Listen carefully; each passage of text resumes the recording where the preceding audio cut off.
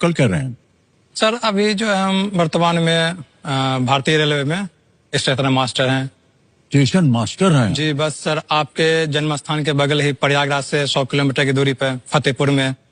फतेहपुर में है? वाह जी वाह। आपकी जन्मभूमि और हमारी कर्मभूमि डिवीजन प्रयागराज ही है। हाँ हाँ बिल्कुल।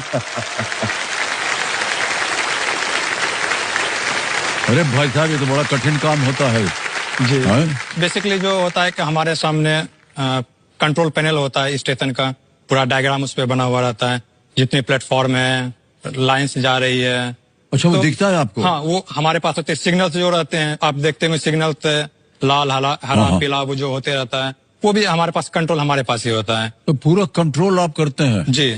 कि भारत में जितना गाड़ी चल रहा है सब आपके हाथ में है? मतलब हाँ जी, जितने भी स्टेशन मास्टर हैं वो पूरी गाड़ियां को संभाल रहे हैं सर।